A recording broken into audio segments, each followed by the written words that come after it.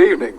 Tonight we celebrate our last Tomorrow's World of a decade which has been both exciting and perhaps a little frustrating by finding out how some of the projects we've covered in the 70s are shaping up as we move into the 80s. And we start our programme with our familiar but still mystifying collection of titles and the now vintage theme music.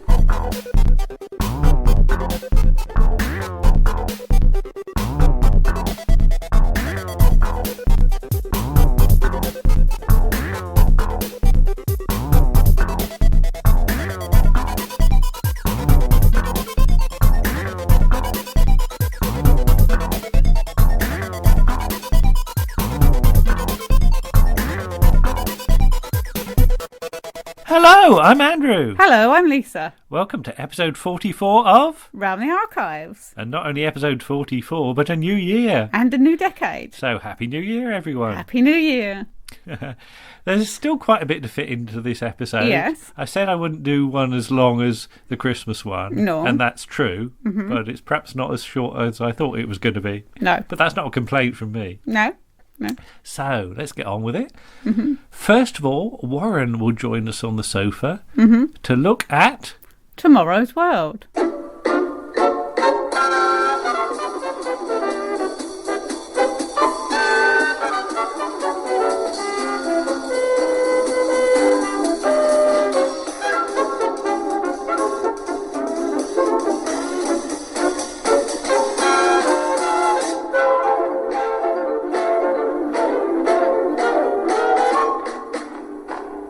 Happy New Year, Warren! Happy New Year, everyone! Happy New Year. New Year! Welcome to 2020. Yes. January 2020. That sounds very spacey, doesn't it? Sounds very space age, doesn't it? Well, it does, that's the thing. It's not, but...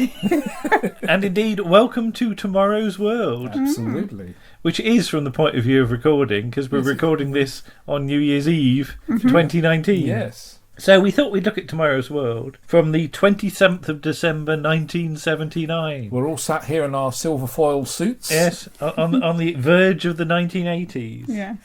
So to finish off 1979, Tomorrow's World looked back at the 1970s and what they'd got right and what they'd got wrong. And they didn't get much right. Didn't get much right, no. It was all beige, wasn't it? BBC Genome says, 10 years ago it seemed there were few problems which couldn't be cracked by the ingenuity of Britain's scientists and technologists. Energy shortages would yield to the infinite power of the atom, long distances would be shortened by supersonic concords, and so on. Today, Michael Rodd, Judith Hann and Kieran Prendeville look back on the reality, the successes, the failures, the tragic and the humorous, and the way the programme itself has changed. Do you remember the all-male cast of presenters in the 1970s? Do you? Vaguely. I don't. I was only 7 There was at this Biddy point, Baxter. But of course, we start off with a bit of Johnny Dankworth. Oh, don't we? yes. And the rather weird title sequence. I always loved the title sequence. I was disappointed when they changed it to the brain thing. Yeah, because it's mostly made up of pills, ball bearings and fried eggs, isn't it? Fried eggs. In a pan. I want to know how they got that fried egg to do the letter I.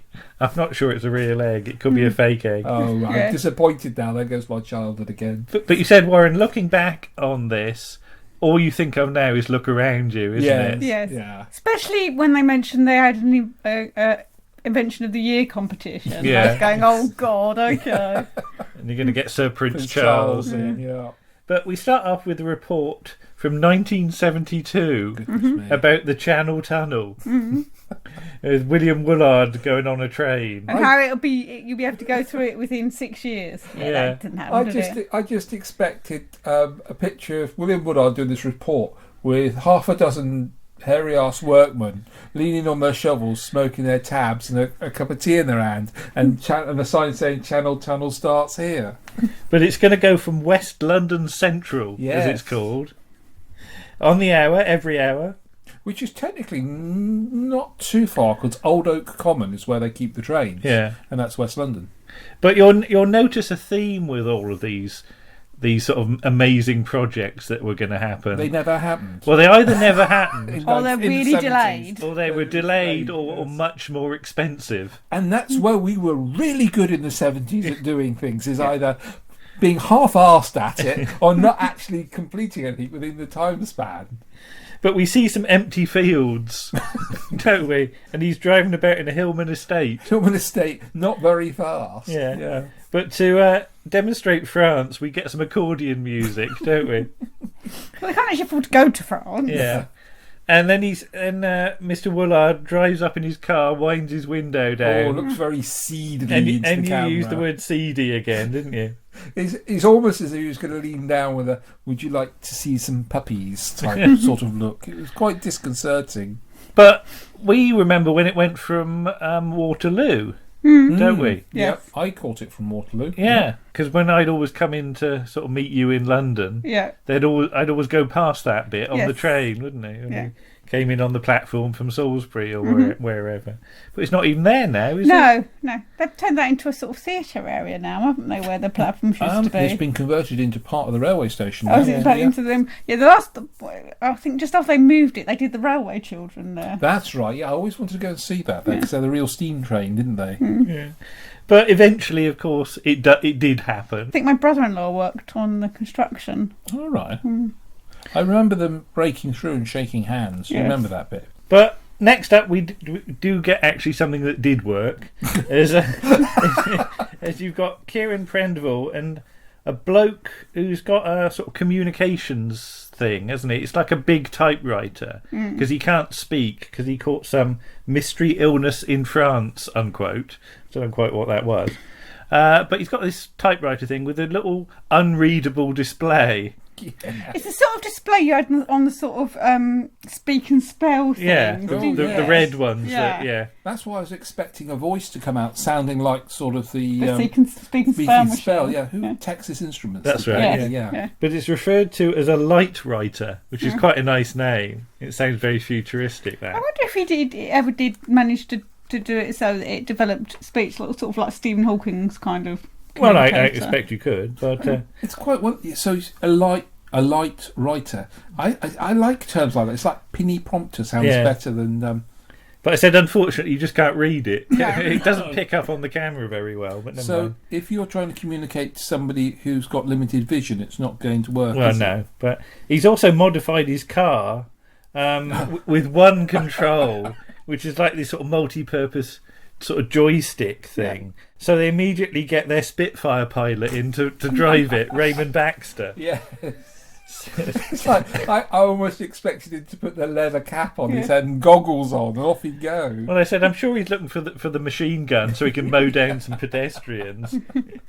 But you said about Raymond Baxter. You've got a few stories about his sort of Air Force days, haven't you? Yes, when he was flying over a wooded area in, I think it was northern France, and his number 2, who went by the name of Cupid Love. Okay.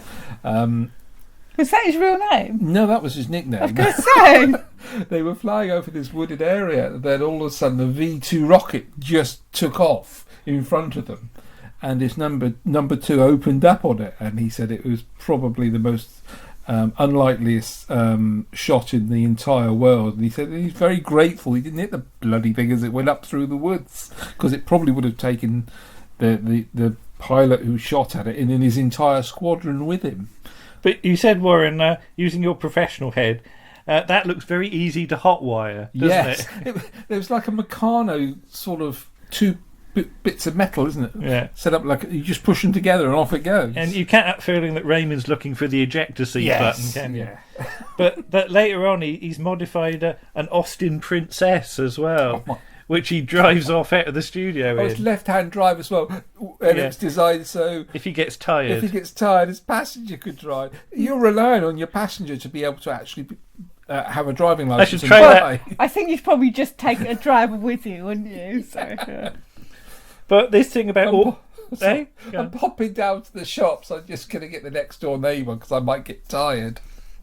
But this thing about all male reporters. But the 1970s saw the invasion of the females. Yes. Go on, Lisa, what did you think of this montage of ladies? I did saw it. Yeah, this montage of ladies some with very little clothing on. Yeah. Because they're swimming. I noticed that. Whatever. and Judith hand Hold on minute, you a wouldn't, bucking as Bronco. Nicola Bryant would say, you wouldn't expect me to be wearing a three-piece suit. No, but did they get them to do a swimming thing purely so they could get them in a bikini or a swimming costume? That's immaterial. What do you think of the bucking Bronco demonstration? Yes, as well? Judith Hand likes a Yeah. bucking She was Bronco. having a good old ride, wasn't she? Yes, quite. But yeah. No comment. Yes. Okay. Horsing around. One of them's got a rubber trout for some reason. I don't know quite what that's Something about. to do with sonar or radar or something, because Okay. I think the idea is that she drops it and then she can sort of look on this radar or sonar or whatever it is and find the trout. Well, I'm just trying to think. Okay, so we're going to give you this budget. I've produced this rubber trout. So if you throw it in a river, we can find it. That's what I assume. Is that what you used to do in your laboratories? No, Make no. rubber trouts? but yeah, this is putting women through their paces, apparently, isn't it? You know, see if they're as good as the chaps, basically. That's how it's implied. Somebody isn't it? needs to Yeah. smack it around the face for that. Yes, yeah. But then Raymond Baxter Sorry. goes off to Casablanca in Concord, Why doesn't do he? you have to go to Casablanca? You did the duty freeze. That's why they get shots of camels as well. He walked. It's typical sort of Raymond Baxter, isn't it? He's got his fawn trousers and his Blazer. his blazer, on. RAF blazer. His on. RAF blazer. But yeah, this is about how Concorde's not been quite the success they hoped for, because it never runs with a full passenger But it can't complement. run with a full passenger. Because it can't complement. fly with a full load, they realise. Do you reckon they made like people space out as well? No, you can't all sit on that side; it will dip. Well, that's how planes. That's how they laden planes up. Yeah. Yeah. But- So like, if you've got two larger people, they have to sit on opposite sides of the plane. But you immediately said Or on the wings. to us, Warren, have you ever been to Yeovilton, where there is a Concorde that you can get on? Yes, And we've been on that, we haven't have, we? and it's tiny. tiny, yeah. No room for your knees. Yeah. Which it's ridiculous because we looked at that and we'd previously been not recently to that, but a few years before to the Railway Museum at York, Yeah. where we've been on one of the bullet trains, which has loads of room. Yeah. You know, it's just. But yeah, if I'd go on Concorde for a few hours, I'd be all plimbed up when I got to the other side. That's why it only takes like a couple of hours, so Yeah. that you don't get like that. But yeah, apparently the windows get hot, and it gets bigger by 12 inches. That's so- right. It does expand. Yeah. Is that not slightly worrying? Well, the windows are hot. Yeah. They might fall out like they did in the comets. And moving on to the next thing, I love the way Judith Hand says, and another disaster No, nothing much went right in the 70s, did it? is the Dungeness nuclear power station from the claws of Axos. Which is still not nuclear powered up at this No. point, is it? Because they gave it to a British company. And to the make boiler was distorted. boilers. Yeah, the boiler didn't fit. And I said, did Pigbin Josh prang it with his bicycle? and the And the brackets the rusted. brackets rusted. Yeah. Well, they got it cheap, didn't they? Yeah. But yeah, this is the wonderful that they did the report and keep having to update the date of when it's going to actually start. And at this point, start it's working. not till 1981 And I now. don't even know whether that was true in the end. The brave new world. But the future. 70s is like the oil and energy crisis sort of decade, really, isn't it? Well, it's because until we, well, not we, until they discovered North Sea gas, wasn't it? Yeah. So, Yep. So there's various forms of weird transport that they hope will wow. catch or on. just all, as you said, all look like little boxes. Yeah, everything was just boxes with wheels or a windmill on the roof. Because there's a helicopter car. Yes. And it was that thing in like the Jetsons. You'd have flying cars by the 20s, by 2020, wouldn't you? But can you imagine the free for all it would be if everybody had flying cars? How would you actually police? You know, who gave way to who? You wouldn't. We just have giant netting above our buildings, so when they fell out the sky, It'd catch it. catch them. Because you know, even on a roundabout where there's supposed to be rules, it can be a bit of a I'll try to go first, can't it? But it's always like, I always think of that when we go, particularly if we have to take one of the cats to the vets, that road that you come out on, you have to turn left. You can't go across to turn turn right to turn back the way you want to go because nobody will let you out. Yeah. So you just have to turn left and go up and round. Yeah, but imagine that with helicopter cars all over the place. You can't. Watching the rubber fish. I wonder if Rose would be less annoyed if you took her to the vets in a helicopter car. Probably But not. I'm thinking ahead now to the 1980s, and you know what's looming on the horizon? The Sinclair C5. Oh, Lord, yes. Because that was going to be the big thing, wasn't it? It was fine apart from the fact nobody could see it. Well, that's out thing. of the car So many or of these- whatever. I remember the news report where they had the truck behind it, and you Yeah. thought, no, that's no. I'll call the co-op now. And that's unfortunately a thing with inventors, isn't it? That they Yeah. fixate a bit on their own little project and don't think about how it works in the real world. So, yeah. But we do have the Metro on Tyneside. Blimey. Which is way over budget and late. Yeah. Did you expect to see a key in its roof? Because it was that kind of... But it has got that look, I said, is it the film Things to Come, where you've got these big sort of Oh, monorails. monorails Yeah. going over everything. It's a bit like that. It was very simple to drive. So simple Michael Rodd drove it. Yeah, but we get to see the first sod, don't we? Being dug. And you said that's no way to talk about the mayor. But it's described as a super tram. Oh, my word, yes. But they're worried it's got no guards van. When was the last time you saw a train? When's the last time I saw... Oh, there was. There would have been sort of a parcel thing in a guard's van, I suppose. But Because yeah. you always hear in sort of books and things like kids get sent to the guards van to travel with the guard wherever they're going because that'll keep them safe. With the sheeps and the goats and Indiana And Jones. all the parcels, and the bags of mail and stuff. But the phrase British Rail is being bandied about Yeah, here, which British Rail. ages this a bit. But yeah, but apparently the sort of construction is being affected by bad ground. What? Bad ground. And the fact that they had to rebuild the front of the railway station because they were undermining it. And they were going to take an erection now. They Yeah, were going that's to right. take someone's plinth. Earl Grey's statue. Earl Grey. But you said this is just Crossrail all over again, isn't it? Yeah, because Crossrail's still. I mean, is it actually any opened yet? Yeah, it's called it's purple, isn't it? The Queen Elizabeth line isn't complete through the centre of London, but the bits from Reading into Paddington are open. And the bits from Shenfield down to wherever are open. I can't remember where it connects on the. And I know side. with Crossrail they've had a lot of time where they've had to stop so the archaeologists can go in and make sure that all the finds are properly. But I think that catalogued. the main problem they have at the moment is just the fact that they've underestimated the cost of everything. Yeah. Which As per normal. which happens in time immemorial, doesn't it? Well, funnily enough, I've just turned the page and my next note says, try and do it on the cheap. So nothing has changed in 40 years. Yeah. We'll give you a cheap quote so we get the job and then we just rack it up slowly. As we go. Yeah. But on the horizon, not only in the 1980s, but 1984. Ooh. And George Orwell. George Orwell, And- big brother. And Prestel is watching you. You So, see a pixelated face coming round, but it would crash halfway round, rotating on And the you screen. get half a face. so Judith demonstrates Prestel with her Visa credit card Clunk, clunk, clunk. with an amazing futuristic widescreen TV. It was. But we reckon it was. I reckon it was just a one. projector. It's yeah. got to be a fake. It can't be real.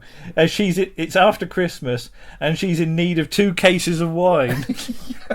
And you just put Lush. I love the way she swipes her card as well with those. I mean, because if you did that now, if you showed, I think we still have them at work in case there's a power cut and you can't use the chip and pin machines. We still have the clunk click machine. Oh you yes, know. yes. You get the And because because the kids today would be like, "What the hell is that?" But- you put your card in it and do that. But Prestel I'm is doing actions. I don't know why I'm doing actions. Do that action again. Thank you. But it's not just about ordering cases of wine. You can also play games with your children, including the Missionaries and Cannibals games. That's going to be fun, isn't it? Let's eat Grandma. I have no idea what this involves, but Eating Grandma and Prestel. yeah. But yeah, everyone will have one in their home. And you can communicate with your office and print it out on a rubbish printer. Oh, Like one of those toilet roll I ones. mean, dot matrix printers that do it so slowly. And then we get some That's Life drawings of how the Yes. Prestel demonstration was apparently sabotaged. Yeah, by the French or whatever. It's all about France, this programme, It isn't is, it? yeah. Yes. And then we get a brief look at Busby flapping his wings at I'm you. actually quite surprised that the person who's pulling because in the picture is somebody pulling out the wire from the back of the thing. I'm surprised he hasn't got a beret and a stripy top on. Yeah. And Do onions. you think the BBC really didn't want the Channel Tunnel? But there are some success stories they emphasise, including a machine that can bend metal It's called a vice. and isn't make it? Anderson Yeah, shelters. because they make Anderson shelters in case there's a In case nuclear the war. French want to attack us again. A foil bag where you can boil up some kaolin poultice for a horse. And what was it you said, Warren? There's an outtake from this. Yeah, she's putting something. There's Is that where she's spreading it on the bandage? she spread it and she gets a bit of it on her hand. God, it's like hotter than the sun. Yeah, she oh god, gotta stop. Yeah, But that's why she wears a glove in it this time. Yeah, because it's bubbling away like a cauldron in the Crikey, it is, background. isn't it? Yeah, on an electric hot plate. yeah. It wasn't very safe, was it? No, We've got it was- liquid nearby on an electric hot plate. Dreadfully unsafe. And then this poor horse. The Yeah. horse didn't. I don't think that the one they put on the horse's leg was that hot No, but because it would have kicked somebody. we were all expecting the horse to just What- defecate, weren't Yeah. we? Judith go flying across the studio. Yeah.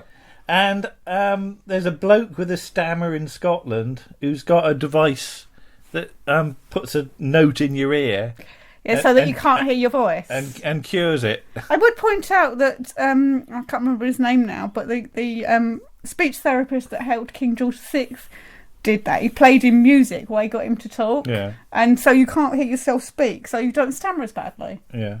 All right, That's so the idea. So it's an old idea. now, It's just- compared to like Concorde and nuclear power, some That's not much. some of this doesn't seem a huge achievement. But it's an achievement for that person. But that's the thing, from an individual point Absolutely, of view, yeah. I can't knock that. Even so- if he does have to walk around not being able to hear anything anybody says to him because he's got this. Look thing out in for his that ear. hole. But yeah, on the horizon is the age of the silicon chip, isn't it? Oh yeah. Yeah. So if they said the 70s was all about mechanical engineering, including like silly bicycles and some farm machinery where you can take the steering wheel off and and put it the other way round so you don't have to turn the thing round. You said, why doesn't it just have a reverse gear? But yeah. And then jumping ahead for an extra clip as a bonus, we looked at a 1980s football video game. Oh, And it's Lord. so familiar to watch the way it loads the screen up. Yeah. Because it's so sort of slow. It made Yeah. Pong look like cutting edge technology, didn't it? And Michael Rodd demonstrates how his R's are built up. Say no more to that, As really. he gets his pixels out, and you Yeah. can see how lettering on a computer screen is actually done. But yeah, there you are. It's very much a sort of. It does feel like a real transition between two decades, doesn't We're it? going, as you rightly said, we're going from a mechanical age to the age of the computer. Yeah. And it's a dying age. Manufacturing is now beginning to die. I mean, I don't know between 1970 and 1979 whether there's a huge difference, but I think between 1980 and 1989 There's a Oh, huge difference. I Absolutely. think there was a much bigger change all round went on. As you said, electronics went into everything, didn't they? But you have to look at the 70s and the fact that we were a very poor country on the point of bankruptcy, if not bankrupt. Yeah, We had union strife. yeah, We didn't have the technological wherewithal to push ourselves forward. But then you came to the 80s and it seemed to push away everything. Everything suddenly became bright colours as opposed to beige and brown. yeah. And it was this vision of we can do it, we can go forward. And that's not because of any political point of view or change of any administration. There was just some emphasis in the 80s of we are going to go forward. Yeah. And we recognised we needed to go forward. But there was the innovative computerisation, the silicon chip. We have Silicon Valley in the States. So we are pushing ourselves beyond the limits in certain cases in the 80s, weren't we? So do you feel you're living in tomorrow's world that you expected in 1980? Well, when I arrived here in my flying car, Yeah. and my stammer is much better than it used to Yeah. be, I was doing really well. However, I waited quite a while to catch the monorail the other day that went to my little village. Yeah, but that's the thing. We're still driving petrol cars, or you know, there are innovations in that coming in. But look in your car now, you have a DAB wireless set. Yeah. And it's interesting they call it wireless. Wireless. As opposed to radio set, isn't it? Yeah. But DAB wireless set. But we look at the way that we go to work now. You work with modern technology on a daily basis, Yeah. don't you? Yeah. And It doesn't really work and always, you but... still get rubbish printouts, Oh, don't God, you? yes. Yeah. That's interesting, the things that are still, you know, you still recognise from them. Yeah. Sort of rubbish printouts and things, you know, costing more than they said they would. Yeah. So some things have definitely not changed. And people not investing in the right areas. Yeah. Yeah. Because we're obviously now, because of the sort of climate emergency, we're now starting to look at electric cars. But until they put charging points in the middle of the countryside Yes. for people who live in isolated areas, they're not going to work. No. No, People aren't going to take them up. I could never have an electric car because You'd run out of battery. run out of battery, yeah. You'd have to have a hybrid car, which was electric and petrol. Because I think the Or message lots here... of mice in the wheel. Aren't there? The Is that, message here is if you want a technological civilization, you've got to be prepared to spend the money. Absolutely. Yeah. And Or- governments are never prepared to spend money. Yeah, that goes back to when we were talking about why is it costing so much. These private companies that are moving forward all are responsible to their shareholders, therefore they need quick gains, so they need short term. They never look long term, they look short term because they've got to get their recuperations back and they've got to pay their shareholders. And the same with governments, isn't it? Their shareholders are the people, so to be re-elected within a 5-year period. So, yeah, they come out with wonderful futuristic ideas, but really they're only going to go for the stuff that we can have here and now. But there you are. There's tomorrow's world. Absolutely. Yeah. And be interesting to see where we are by the end of the 2020s. Oh, gosh. So shall we all go for a drive in our flying cars We now? will, yes. Yes. Just park it outside. It's got to make that bibbly noise, hasn't it? Well, like in the Jetsons. That's quite disturbing. Bye-bye! Bye.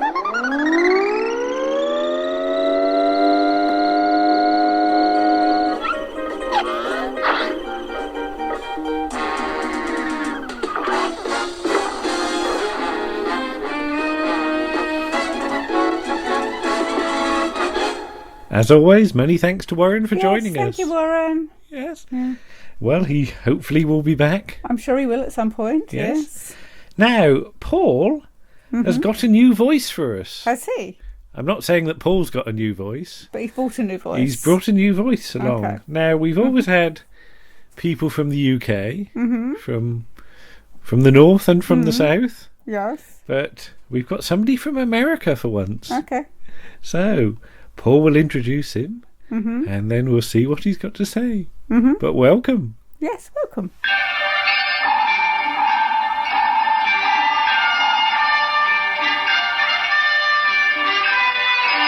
Voyage to the Bottom of the Sea, starring Richard Basehart, David Hedison,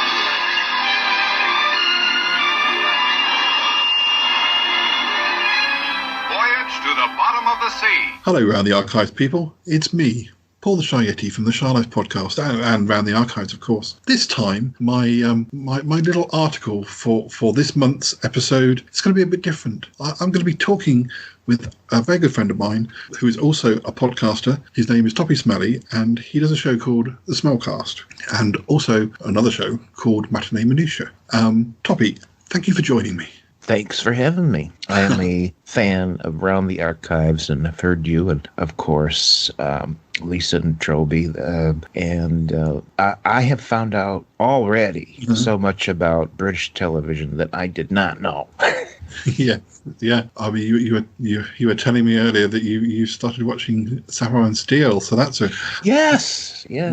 That's definitely it's nice to know that that's being viewed sort of across the seas, because I'm not sure that was ever shown. Yeah, it's been a treat because I'd never heard of it, didn't know David McCallum was, and I love David McCallum. And it's just my kind of show. It really is my kind. I love the low budget. I just adore shows that have low budgets because I like to see how creative they get, because to do things you had to be pretty creative if you didn't have a lot of money. And I love the way they, like, how can we do this? Well, and somebody figures out something. Yeah. Well, I know you and I share a love of shows like Dark Shadows, which they're definitely a good example of low budget, but they doesn't stop them trying all manner of weird things.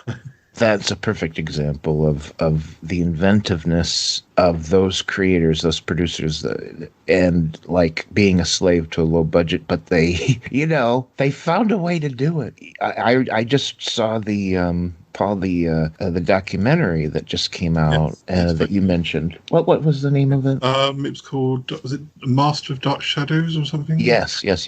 Although it's about Dan Curtis, it also becomes very much about the program itself, which is nice. And anyways, we should recommend that. At least I would recommend it. Yes. Yeah, certainly, yes. Particularly, I saw that you mentioned it and that it was on Prime, and I wasn't sure whether your version of Prime is the same as ours, and I was overjoyed to find it was. So. Yeah, I don't know that it is, but at least, it did have that. We're on both. But what I was going to say is right in one of those interviews was one of the old producers, and what he said was, we'd read the script and we'd find out what they wanted to do, and we'd just like, how are we going to do this? They had no idea, but they had to come up with some way to do it, and they did. Yeah. Well, this time, and I know you've got some ideas for some articles that you'll be submitting in future episodes, but I thought we'd just have a little chat about, not about one show, but about some of the shows that maybe I discovered in the 90s, which you sort of remember when you were very young, first time around. But for instance, I was going to mention the Irwin Allen series, which I know you're very fond of, and which I discovered probably in the late 80s when they showed them on Channel 4 in the UK. Yeah, and I'm old enough to have been sitting there as a kid in the late 60s watching when they actually aired, and it didn't matter what Irwin Allen, he sprung out a lot of material in a fairly short amount of time, and I watched them all. Did you have a favourite? Because the four I think of are Lost in Space, Voyage to the Bottom of the Sea, Time Tunnel, and Land of the Giants. Those are the four that I really think of, certainly the ones I saw. Yes, and there were other attempts. I know a couple of pilots that did not sell. And I wish I could tell you what they were, Paul, because one of them is on YouTube, and it's utterly fascinating. An Irwin Allen TV show that was never picked up, and they've got it on YouTube. I'm sorry, I can't tell you what it's called. That's okay. But maybe if you search for Irwin Allen, it'll come up. But sure, I remember, I think those were the main four, Paul. You hit them. Yeah, those are the ones that were on.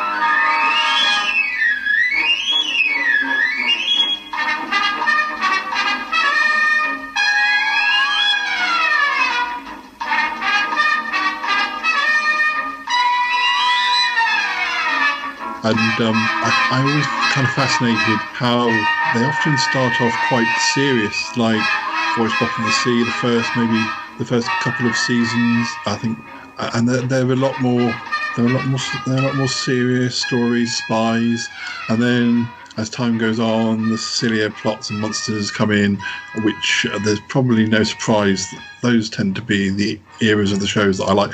Same with Lost in Space. It starts off relatively serious. Yeah, quite serious. And then I think of season 2 as being the season where a lot of the monsters involve people wearing tights over their heads. Well, you know what we can blame that on, right? You know what? Well, it'll be obvious once I say it. Batman. Yes. Batman was on. Okay, so first we had Voyage to the Bottom of the Sea. That was Irwin Allen's first. And then he started production on Lost in Space. So he had two shows running concurrently, Voyage and Lost in Space, which coincided with the premiere of Batman, which was, breaking. Well, I don't know about breaking, but it was highly rated. Okay. And Irwin Allen said, we got to go kook here. We got to be like Batman. And that's who we can blame, Paul. We can blame Batman for Voyage and Lost in Space going camp. And Batman also affected the Avengers as well, with the first colour Diana Rigg season is very influenced by Batman. Really? I didn't know that. Yeah. I think if you a lot of it's very sort of pop arty that season. It's been so long that I've seen episodes of the Avengers. Maybe I would see that. Thinking back, I certainly didn't know or wouldn't have felt Batman was influenced the Avengers. I think of the other Irwin Allen series, I was quite keen on Land of the Giants, and that one manages to keep a little bit more, doesn't get quite as silly as the silliest episodes of Voyage to the Bottom of the Sea or Lost in Space. I mean, I like the silliness, but I think Land of the Giants is probably a little bit underappreciated. But I agree. It did not get quite as silly, and I'm not sure I understand why, because it did start in production after Lost in Space, and why Irwin Allen thought, I don't know, but he did. It wasn't campy. It was not campy like Batman.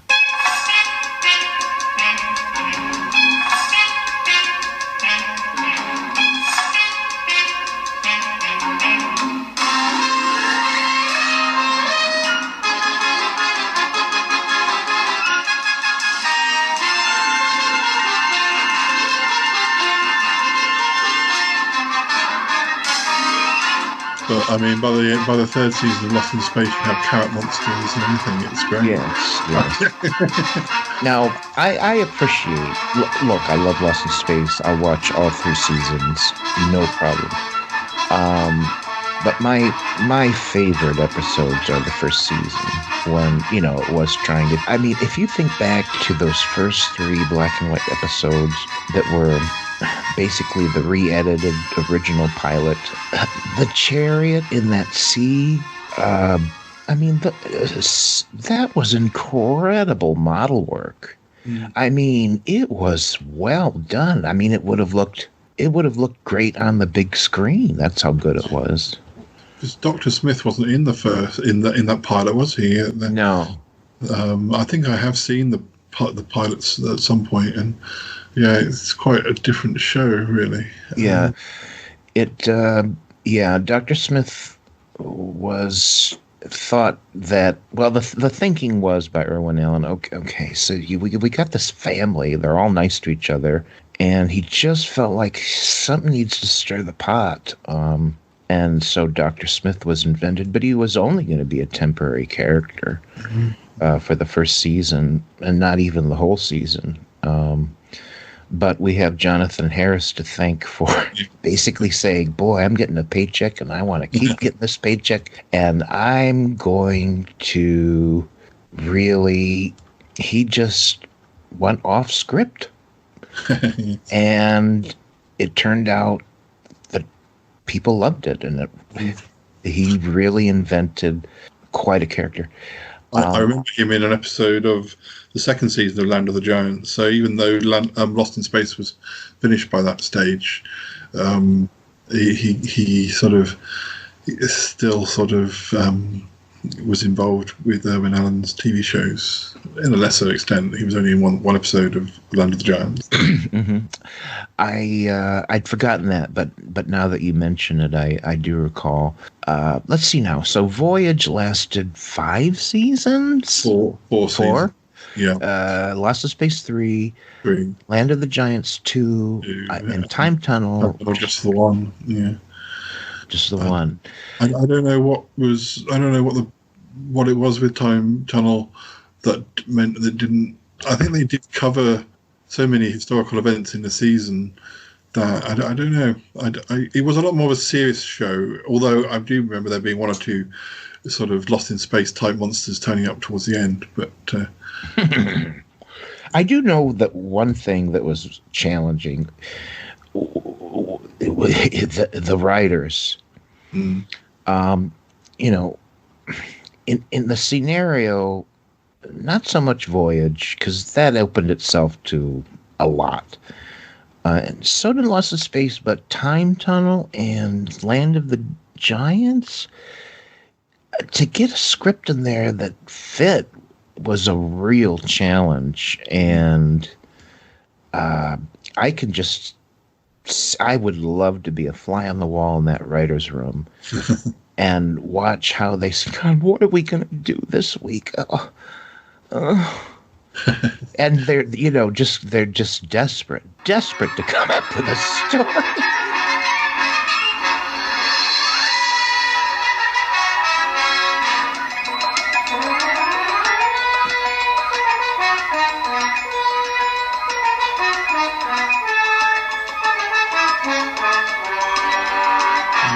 I don't think that there was ever a year when all 4 series were being made. I think there were certainly 3 working at the same time. I have a feeling that the first season, perhaps they had Voyage, Lost in Space, and Time Tunnel all being made in the same year. Land of the Giants was 68 to 70, so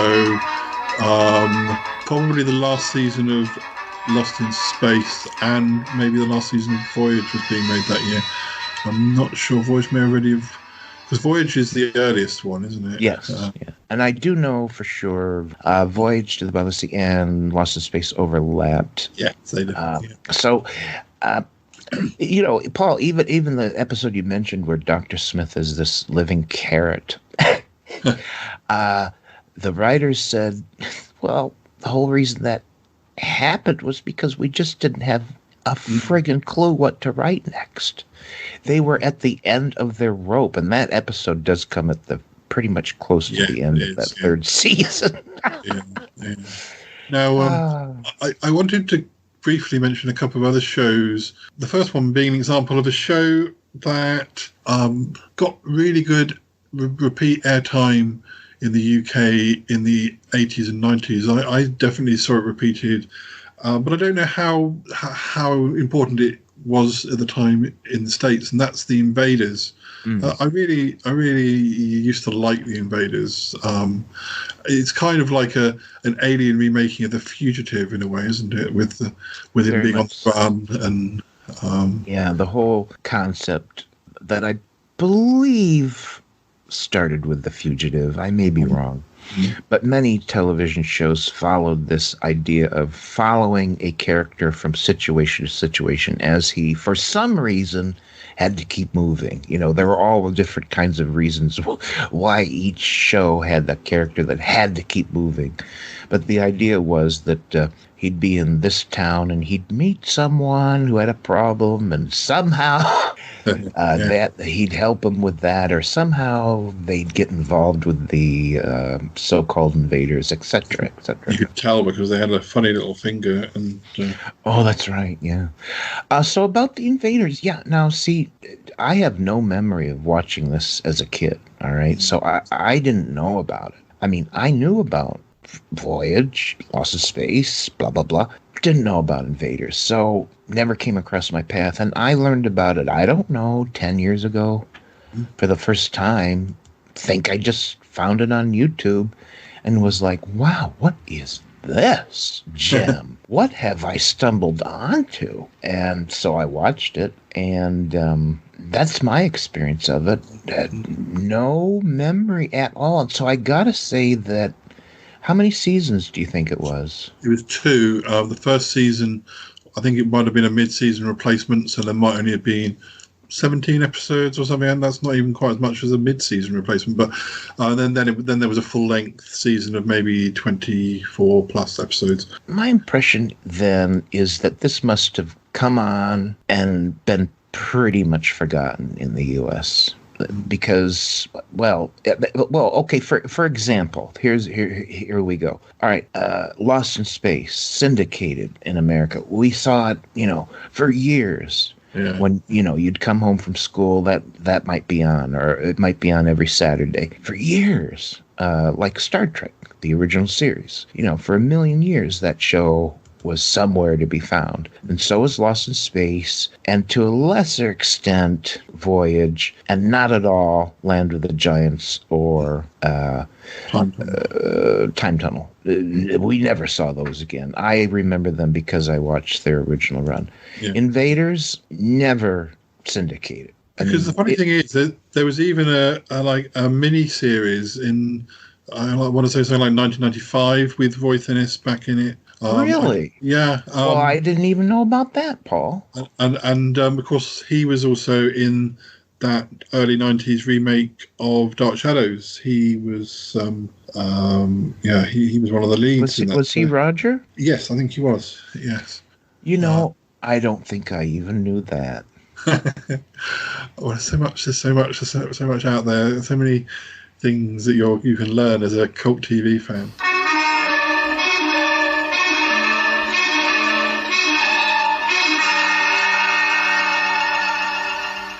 Invaders.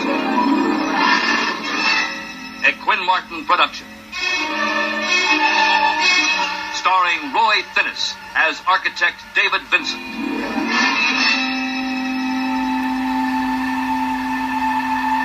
The Invaders. Alien beings from a dying planet. Their destination, the Earth. Their purpose, to make it their world. I'm kind of surprised that something as old as the Invaders, that you weren't watching it until when did you say? Like mid-80s, and then again in the early 90s.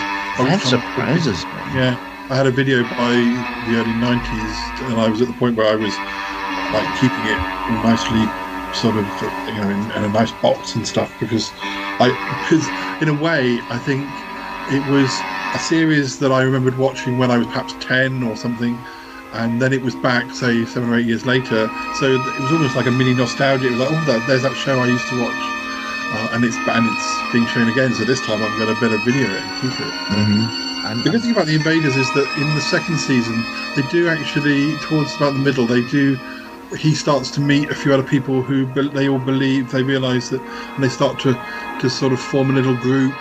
And it does have a slight change in the last sort of quarter or third of the show, and it never resolves it. But you can see that it was trying to not just stick to the same format week after week. It was trying to move on the story. It did slowly develop. Who knows where they would have gone? And you also saw, I think there's only like 1 or 2 episodes where you begin to see. Remember there being a good episode where one of the aliens has been hurt and he starts to change back into his proper form. And for years, I thought that I found it quite difficult to find out which episode that was. I remembered seeing it and I thought, did I imagine it? And no, it is there. But they didn't do that every week. I mean, if an alien was shot, he would glow red and vanish. But So I just thought of something else, Paul. So like the Avengers, The Prisoner, American television did a primetime run of those shows, okay? Then there were other things that didn't show up until they were syndicated. And one of them, Paul, and boy, I watched this whenever I could find it, UFO. Oh, yeah. I also, when I think of UFO, I think of Space 1999. Yes, a little bit later, but... A little bit later, same team. Yeah, again, Space 1999, we would not have seen in prime time, but it was syndicated and like on a Saturday afternoon or something, you could find it. But UFO, Paul, seems like it was way ahead of its time or something, but I think there was just one season. I guess it wasn't all that popular, but I remember, like, holy cow, those aliens are in a helmet filled with water or something. I just remember being bowled over. Like, this is, I thought it was good stuff. I think it is one long season, but I think it might have been done in different recording blocks. And my favourite episodes are the later episodes, again, where they're trying to do different things and they're trying. And I would have said that, it's really kind of hitting its mark quite late on. I mean, it was, always always good, but some of they had a formula, and they were doing things with that formula earlier on, but then they knew they had to change the formula, and then unfortunately it ended. But I could have seen it continuing. Well, I loved it. Now here this is just sad, Paul. Can I just say this is sad? All right, UFO was created when? It was late 60s, 1970? Yeah. All right. But to me, okay, and I admit I haven't seen an episode of it in a million years. But to me, it was sophisticated. Wouldn't you say? Yes. All right, this is the sad thing. Years later in America, we had Buck Rogers. Years later, which was insipid. I mean, okay, I confess, I'll watch Buck Rogers, but think about the sophistication of UFO, and years later on American television, Buck Rogers. What the hell? What a difference. And they're separated by years. Yeah. I think probably a lot of the slickness of UFO came from the fact that, because that was pretty much the first live-action show that Jerry Anderson did, but for years he'd been doing series like Thunderbirds with the models, and so I guess they had a certain look to a lot of his 60s shows. Yeah, I mean, that model work was... you look at it today, and you'd go, like, it's real, right? No, they're little models. Was Space 1999 also something that he did models for? Because the models were awfully good. With his team, but yeah, it started off quite serious and then kind of went camp in the second series. But because I think the producer was the same producer who did the third season of Star Trek, the original series, who was often blamed for things going off the boil slightly with Star Trek. But well, I do remember, as far as Space 1999 is they clearly were trying to save the show, and it probably wasn't getting good ratings. I guess in Britain, but they thought they could save the show by introducing this female alien. Yeah. And was she not a shapeshifter or something? Yeah, she could do something. What could she do? She could turn into an animal, or sometimes a monster. She could shapeshift, basically. Yes. Okay. Yeah, I remember that was clearly like, okay, Spock was, made Star Trek. Let's get an alien in here. And she was good. That was an intriguing character. And of course, I'm one of those people who, not that secretly, quite openly prefers season 2 of Space 1999 because I like the campiness. I find the first season a little bit too serious in a way. I find it doesn't quite work for me. The too serious side, and that goes too far the other way. But I have to say that I have not revisited that show since I was a kid, and I'm very curious now because I don't remember what you're saying. And I don't doubt you, but the transformation from going serious to campy. I just don't remember. It's just been too long for me. I'd love to see that show now. Yeah. Well, Toppie, we are running out of time, but before we go, and I know there are series that I know that you want to discuss in separate articles, so we won't touch those. But there's one series that I want to mention as being a show that I know was pretty well known in America, but I struggled to see it. I don't know. I guess it must have been shown at some point in the UK, but I only literally saw it about 2 or 3 years ago for the first time, having wanted to see it for ages, and that's The Wild Wild West. Oh, that was really difficult to find. I never saw it repeated in the same time as the Irwin Allen shows or the Invaders or any of those. I don't know how often it's been shown in the UK, but I finally got to see it, partly because it was available on YouTube, and partly I sort of bought the box set. And I did too.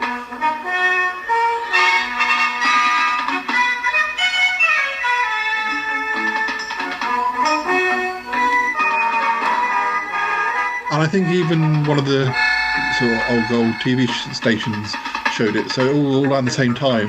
There became lots of different ways of seeing it, and I'm not typically a Western fan, but it's so much more than that, and it's very good fun. And I still haven't seen all the episodes, but I now feel more relaxed because I can see it. I was very fond of that show. Now, that's a show that in its original run I did not see, but it was heavily syndicated, and it was shown, all the time, like Gilligan's Island or Bewitched. On American television, it wasn't hard to find the Wild Wild West for a number of years. I don't know that I saw all the episodes, but I certainly, if it was on, I was watching. I think that's maybe a series that you and I can discuss on Around the Archives together if we both got the box set at some future date. But that was another show. And I know we got to go, but that was another show that started out black and white, went to color, and maybe got a little campy or two. I think, probably because of Batman. The only episodes that aren't on that box set are the later TV movies, at least not in my box set. But I forgot about the Oh, wow! Early 80s, I think. Yes. Oh my God, were they any good? I don't know. I need to find another way of seeing those ones. I totally forgot that they did a couple, at least one, maybe more reunion shows when Ross Martin was still alive. He was brilliant, I think. Well, they were both. Rob Conrad, I don't know. He just played himself. But Ross Martin, was it was a good show. If you can catch it, it's definitely worth a look. But maybe we'll return to that. I'll say, and please, if you saw the movie with Will Smith, it was a separate thing unto itself. Pay no attention to that movie. The TV series was, nothing like it. No. Well, Toppie, thank you very much for making your debut on Around the Archives. This was fun, and I'm sorry I talked so much. It was... No. It's what you're here for. And we often talk about TV in our own rights and our own shows, don't we? So, and you and I have done TV episodes in Charlotte podcast episodes. So, yes. Well, hopefully you'll be back soon, and maybe we'll be back together on Man the Archives. And thank you very much. And we've got to hand back over to Trowbridge and Lisa. All right, here's back to you, Trowbridge and Lisa. Yeah.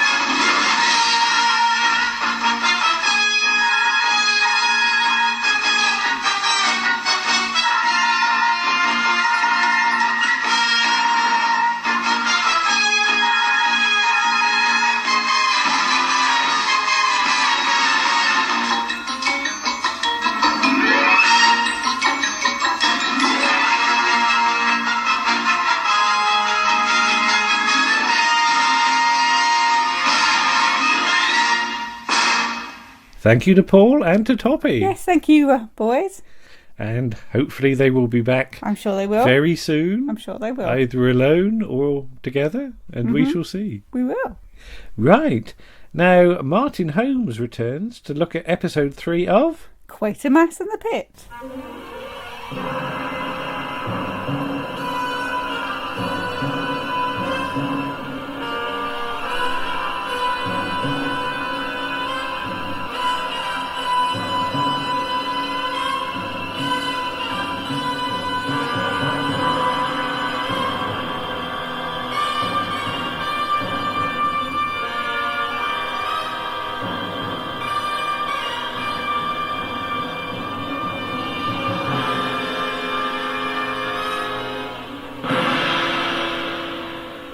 Imps and Demons.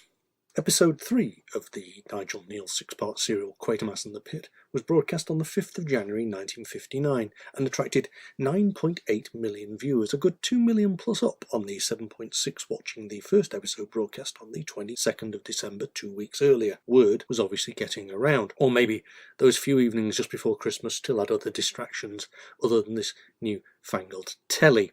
Still, 9.8 million is impressive when you consider that TV sets weren't yet quite as ubiquitous as they would become.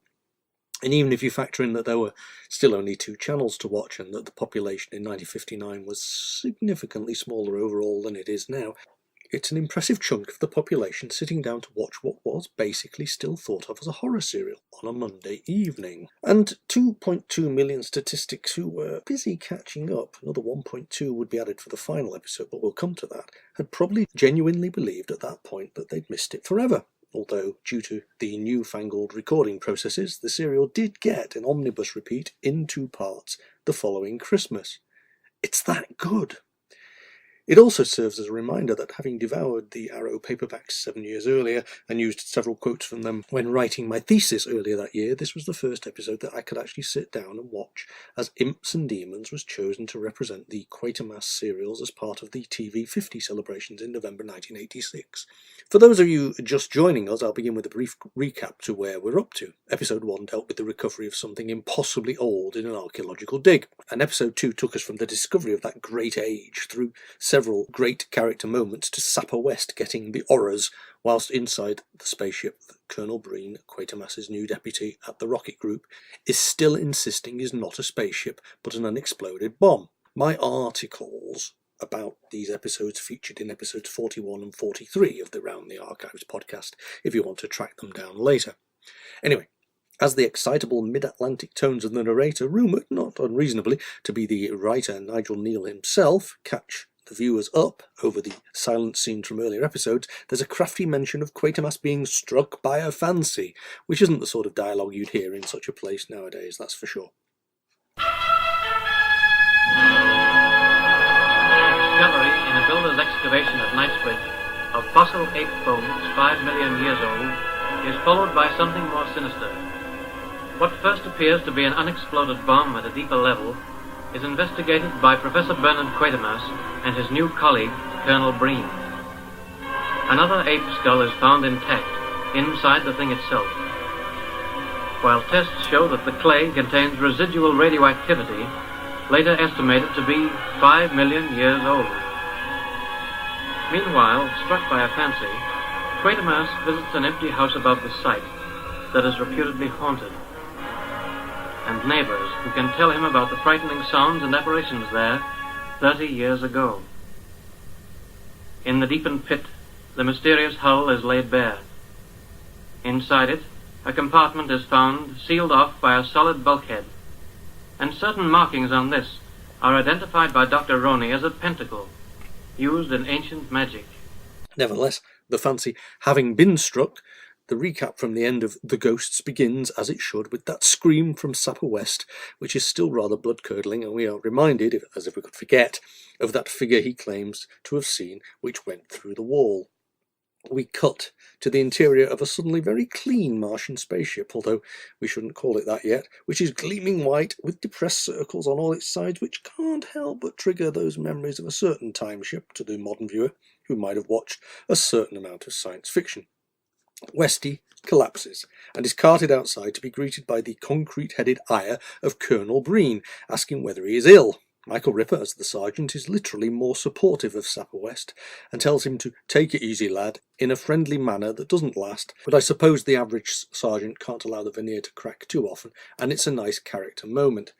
Supported by 2 of his colleagues, Westy describes what he saw directly into the lens before being carried off in front of what, in theatrical terms, might be considered to be a chorus of soldiers, standing alongside Rooney and Judd, and Corporal Gibson's softly spoken, "He's got the horrors," speaks for the nation at that point. Breen, of course, solid concrete between his ears, is dismissive of this blatant display of claustrophobia and declares that West should never have been on the squad, which is an attitude he might regret having just a little later. Quatermass, meanwhile, inside the capsule, ponders upon what was said earlier about strange markings, the pentacle, and black magic, and wonders if Sapper West might have overheard, but dismisses it. Alongside Roney, they find that the inner surface is covered in these markings, although they're only really clearly seen on the wall to the enclosed compartment. But the slow creep of the sinister tones of the music on the soundtrack suggests that something worrying is going on. Colonel Breen and Barbara Judd exchange a telling moment outside the capsule which speaks volumes about their differing characters, hints at the deep-seated fears that Breen is afraid to display, and suggests that the Martian inheritance might already be making itself known. It's a skillful foreshadowing of future events that is just subtle enough to feel significant upon re-watching. Breen then pulls himself together and demands that the bomb disposal team dig down another 3 feet, which the ever-cynical Corporal Gibson recognises as the psychology of keep 'em busy, don't give 'em time to think, that it very obviously is.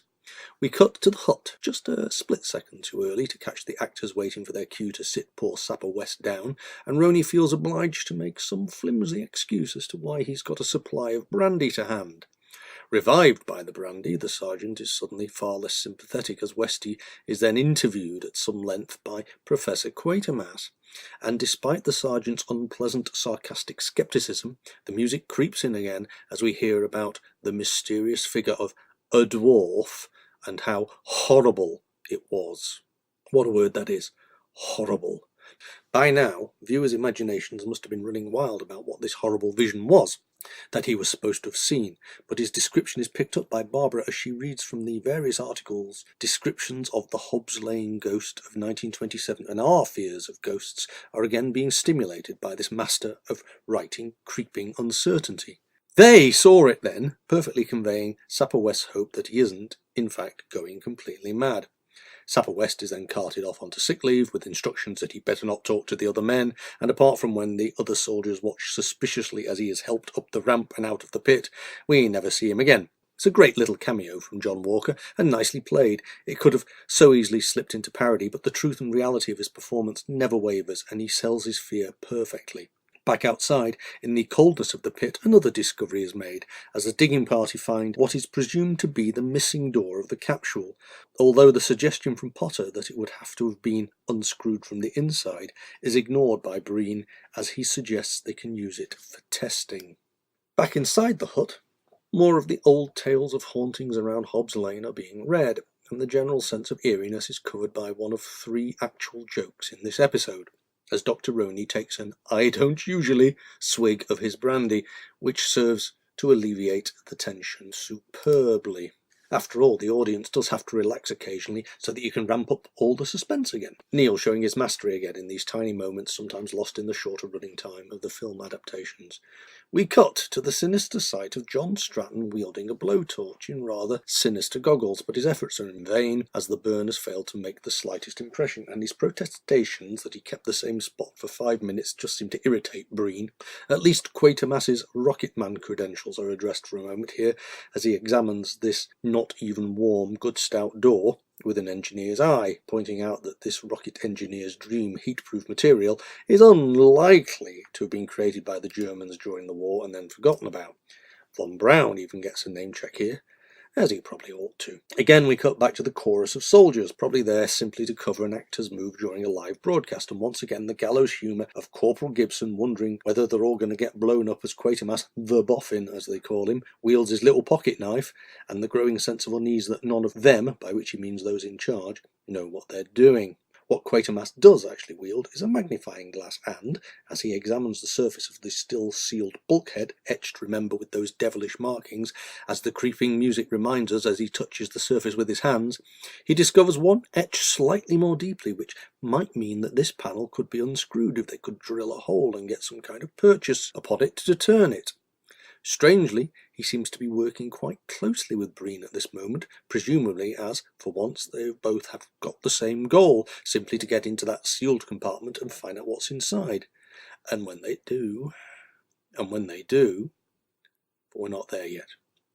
As they already know that the surface is harder than diamond from the Professor's experiment with his diamond ring in the last episode, Quatermass suggests they could use a drill with a borazon bit, which is also harder than diamond, at least at high temperatures, which is actually a little bit of real science, fact fans, and not a made-up thing at all.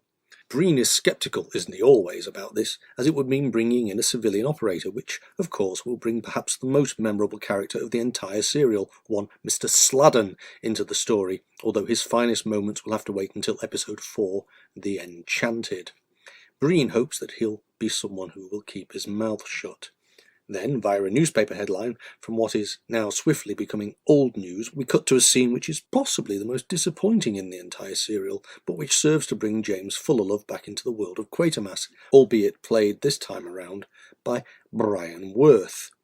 In a tiny corner of a tiny newsroom, a news editor is in conference with a reporter and a photographer, lamenting the fact that the Knightsbridge Ape Men story has kind of fizzled out. It's just the sort of exposition scene that is probably necessary but seems workmanlike at best, as if they're all playing at the idea of what the popular idea of a newsroom might be. And even as James Fullerlove, who was previously played as a kind of dandy in a trilby and a long overcoat by Paul Whitson-Jones, enters the room, it fails to be the exciting moment it promises to be, as if the cliché of the star reporter needs to be served, and the performances unfortunately do seem unconvincing somehow, as Fullerlove identifies our old pal Quatermass and Breen from the news photographs and requests one of those little spy cameras from his never-to-be-seen-again photographer colleague. The delivery of the thinking line, "Big brass, War Office, guided missiles, got it," is where it falls down for me, but what do I know? The style of Brian Worth's performance soon settles down and we are genuinely concerned about his fate later on. Live television must have been terrifying to perform, really, and I suspect that there were lots of moments that made it to air that frightened, adrenaline-charged actors would prefer never did. Happily, this segue into another less interesting world is swiftly over, and we return to the pit where the sergeant is setting up a fateful generator, and inside the capsule where Sladen, for it is indeed he, is setting up his drilling kit. Suddenly it seems obvious that getting in and setting up all of this rig now explains that sudden interest in a faraway newsroom, as the complicated props were shifted into position.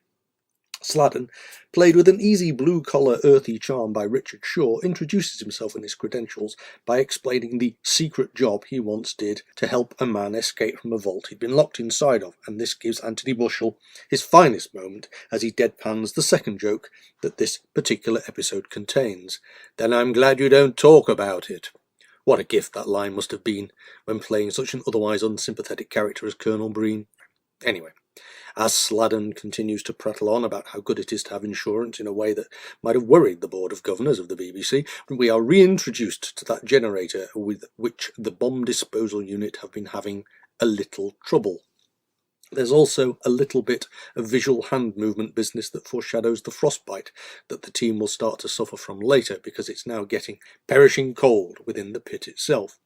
Barbara Judd, meanwhile, is still collecting specimens near to the hull and finds something on the ground that the script book says is a dead bird, but I'd never picked that up on screen. I always thought it was simply another fossil, but reading that does make a kind of sense, especially as the pieces are starting to fit together and the story is starting to take its latest sharp turn from ghost story into all-out horror story.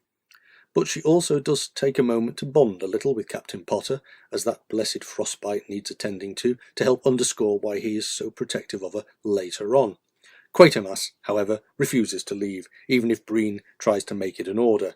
Well, it is his name in the title, isn't it? Certainly, whatever brief air of cooperation he might have had with Breen earlier has come to a swift end. And then, as the sergeant blows his warning whistle, it's time for everyone to clear the area and go beyond the so-called safe limit barrier set up by the UXB boys, and we favour that unexploded bomb sign for several seconds as the civilians, police officers and the sappers all escape the pit for a while. There is a strange, unearthly reply to the whistle, and we are suddenly on edge again in anticipation that something strange is about to occur, and Sladen sets about drilling into the unknown interior of that mysterious sealed compartment. And, after the strange screeching of the drill, Sladen is perplexed because it too has barely made a scratch upon this mysterious surface until the whole site is suddenly overwhelmed by strange vibration effects and that unearthly radiophonic warble that must have terrified a generation. Potter and the sergeant realise that they're in trouble and the army rushes in to help. Sladen collapses and our hero, Quatermass, is visibly fazed by the whole experience, as indeed is Breen, who, despite his stern retort to West earlier, is actually sick, although thankfully off-screen. Almost convincing himself that this is some kind of freak acoustic effect, Quatermass struggles to get his words out, with fine acting, not because he's dried, and he spins and twists and turns as the sound returns and he staggers to escape from the area. It's a powerful moment in the story as everyone seems overwhelmed and confused about just what is going on, and even the usually safe pair of hands, well, in story terms anyway, his track record on safety isn't all that great, to be honest, that is, Professor Quatermass, seems shaken and bewildered.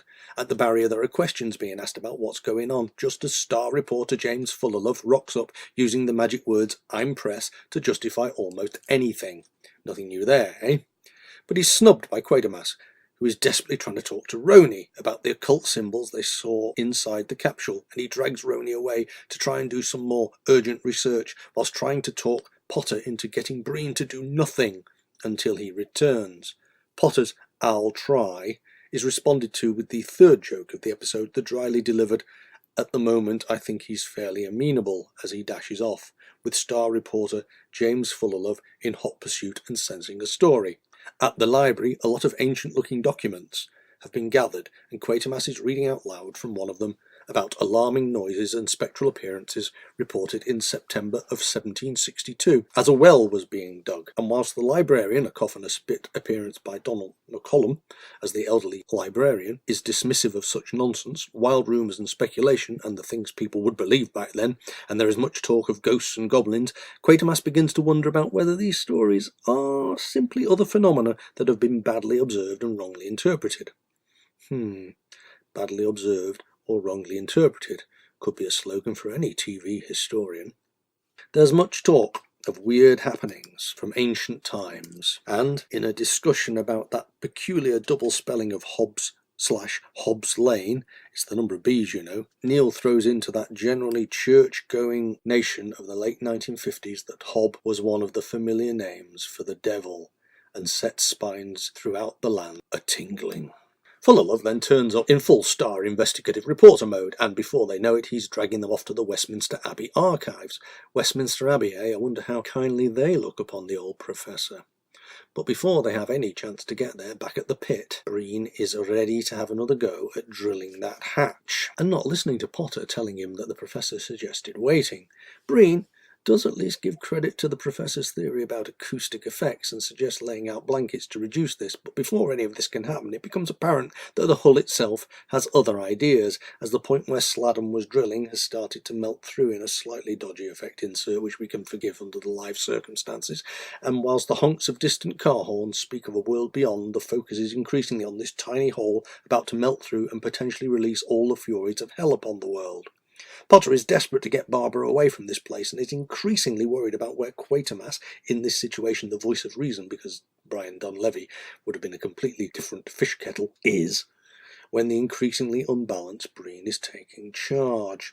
Meanwhile, at those Westminster Abbey archives, another librarian is coughing and spitting, this time played by Fletcher Lightfoot, which is a name to conjure with some of us, as we learn about charcoal burners in 1341, and how this had long been a troubled place, and how such troubles were always associated with disturbances to the ground. Realising the urgency of what they are finding out, Quatermass dashes back to the pit, where Breen is already looking through the peephole in the door with some kind of viewing device, to discover that, indeed, it is not full of explosives, and not a warhead, no, but something else that he's really not prepared to let Captain Potter, the explosives expert, have a look at. Quatermass arrives full of fury and just in time for the episode ending, as Breen requests that they might use Sladdon's drilling equipment in a different way to get this hatch open. Quatermass borrows Breen's scope thingy and is taken aback by what it shows him. He thinks it's an eye. Breen is suddenly quite shocked, grave and serious, but agrees that it probably is an eye and that he didn't see it move. There is also a strong smell of decomposition as the air rushed into the space the moment they broke the seal, which, if you think about it, is a nice subtle nod to all of those old horror films about Egyptian mummies that they used to make. Quatermass is now fully aware of how quickly they will need to work if they are to find anything remaining beyond that bulkhead, but his next line, "Warn your men, things may happen," must have had those 9.8 million people shifting over to the edge of their seats. What the heck is that thing? Did he say an eye? I'm sure he mentioned ghosts, and goblins, and a hideous dwarf, and the devil. Don't forget that he mentioned the devil. Oh, this has been an absolute masterclass in building up tension, and it really doesn't disappoint. Meanwhile, as Quatermass offers the explanation of subjective impressions, setting off visions and making them hear strange and peculiar noises, he starts to wonder where Fullerlove has got to. He is, of course, in the shed, blagging the phone and calling up his editor. This is, after all, a veritable scoop, but he's really serving in this instant as the narrator, explaining what's going on as we approach that devastating, unforgettable episode ending as, from a high shot showing the entire excavation site, we cut to black as the hatch is pulled away from us, giving us a dead-eye view of first the humans, and then the shot is reversed to reveal that reveal. The Martians. A slow tracking shot of three astonishingly well-made and detailed creatures suspended in a decaying web. There must have been cries of "what the heck are they?" or similar, across the land, as they are utterly alien, with 3 legs, horned, and with those jelly-like eyes staring blankly back out at us. And then, at exactly the right moment, one of them just drops slightly. A shocking, sudden movement that must have sent grown men and women scurrying off to find several million cushions to hide behind. Even the normally staid Breen jumps. Then Quatermass whispers 2 words designed to perfectly underscore the tension. The demons. And that perfect episode ending of... It's all right, they're dead. They've been dead for a long time. And those end titles crash in again, and episode 3 is done, with a promise of more the following Monday if anyone could bear to wait that long. Oh yes, they had no choice. In fact, with live television, the next episode didn't even exist yet. There was no binge watching then, and for those of us who came to Quatermass and the Pit far later on, via that much anticipated VHS release, that was the point where that one-word intermission popped up, which seems a nice nostalgic moment to finish on. At least until we gather once again to look at the Enchanted, and believe me, that one is really worth the wait. If you think this one was shocking enough, just wait until you hear what Nigel and the Professor have in store for you then. Stay tuned.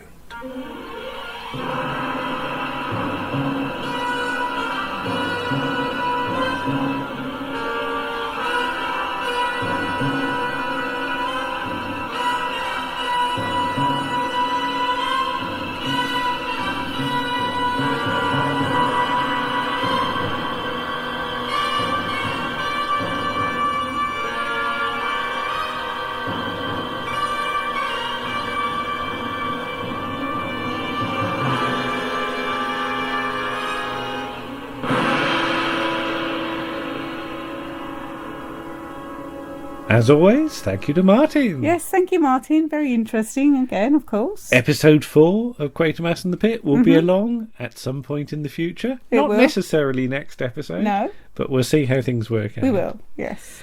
Right, now to round off, you and I travel back to 1980 to have a look at... Heidi Hi. If you're feeling lonely and getting in a stew, just bend your ear, come over here, and man, here's what you do. If you got the blues, I got some news. Join in the fun and your blues straight to the holiday rock. Holly, holly, Heidi Hi, holiday rock. Heidi, Heidi Hi, holly, holly, ho. Go, go, go to the holiday rock. Heidi, Heidi Hi, holly, holly, ho. Go, go, go to the holiday rock.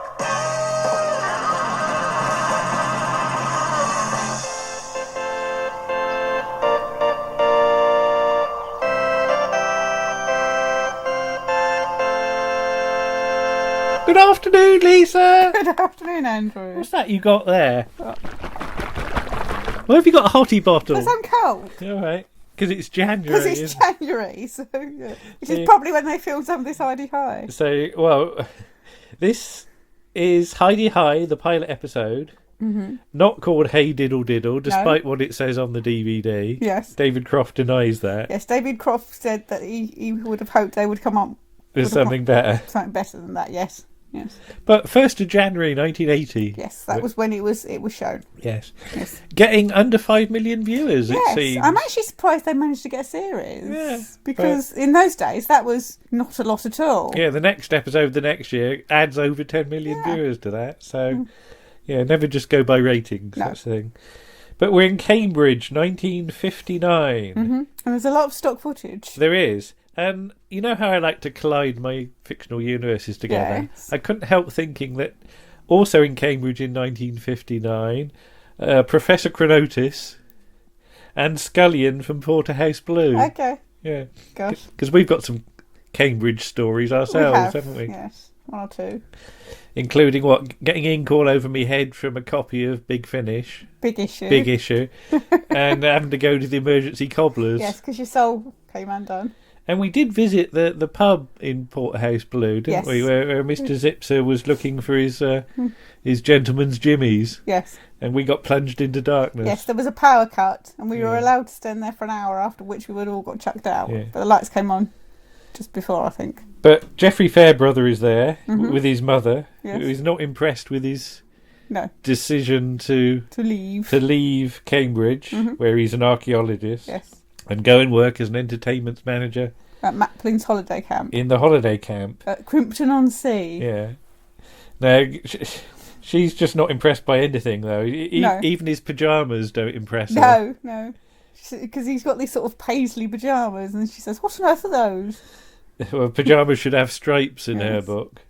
And she's not keen on these teddy bear boys Yes. that you get these days as well. Yeah. But Geoffrey considers himself in a rut, isn't he? Mhm. And his wife has left him. Yeah. And he's boring, basically. And his mother says, "Well, your father was boring, so you know." But he used to go to his club and go Yeah. to sleep. And this is a real horrible line where she Mm. says, "Working class people go there." Yes. And that's just horrible. Yes. Yeah. But there is a whole line of snobbery that goes through this series with Geoffrey's family, Yeah. and later on with Clive Dempster's family as well, Yeah. because they don't consider that Yeah. Gladys is good enough for him. Yeah, basically, that they consider people to be below them. Yes. Yeah, and Yeah. that's the thing.